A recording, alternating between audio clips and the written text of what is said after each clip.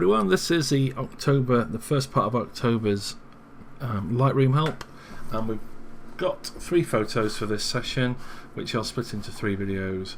And the first is this boat scene. So we've got some pretty cool looking boats here. A red one with a round end, this one that looks like a house, and the rest behind are just normal, run-of-the-mill sort of houseboats, I guess.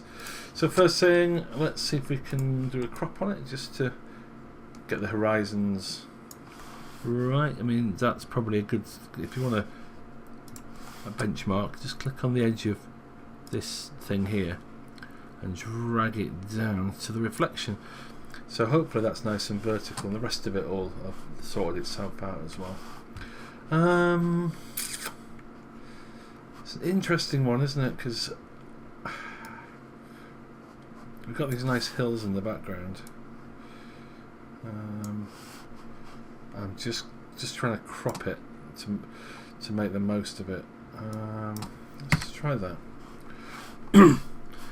Yeah, I think that balances it up better. There's probably quite a lot at the bottom we didn't need, so I'm gonna add a lot of clarity and vibrance and maybe a little bit of contrast, because it's quite a brightly exposed shot, so that adding those will give it a bit more punch. I've increased decreased the highlights, which has got us a little bit more detail in the clouds, and I might just press the Alt key and pull the blacks down a little bit like that, so that just adds a bit more punch again. So minus 48, so there to minus 48. Whites. If you see these red things coming on, it's because up here in the top right on the histogram, this little clipping thing, little box there, shows you when you're overexposed. So let's just drag that down so nothing's overexposed. I'm not going to play with the curves. I think I may just add a bit more red saturation. So let's click on the eye tool here on saturation. So let's go, make the reds a little bit brighter.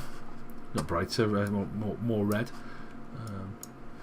You can click on anything you want just to see what happens. So there's quite a lot of blue in the background there. You find that happens stuff in the distance because the haze is quite blue, I think. Luminance, I'm going to try and make this red stand out a little bit more by brightening it up. Yeah, that kind of works, doesn't it? And that's when you click on luminance there. I think it's quite a soft looking shot. So let's just have a zoom in. Yeah, it's not overly sharp, is it? I'm gonna add a lot of sharpening, and then I'm going to use a masking slider to so it only sharpens edges of things. I don't really want it to sharpen in the middle of these plain areas. It just adds noise. I'm also taking the detail down. If you add a lot of detail, you start to get, I don't know if you can see on the monitor, but you could get a lot of grain, because it's trying to pull detail out of stuff which doesn't have detail in. A bit of noise reduction maybe. Don't think there's too much noise there, but it smooths things out a little bit. Let's see if we can do. No, it doesn't recognise the lens, so I can't do any lens corrections.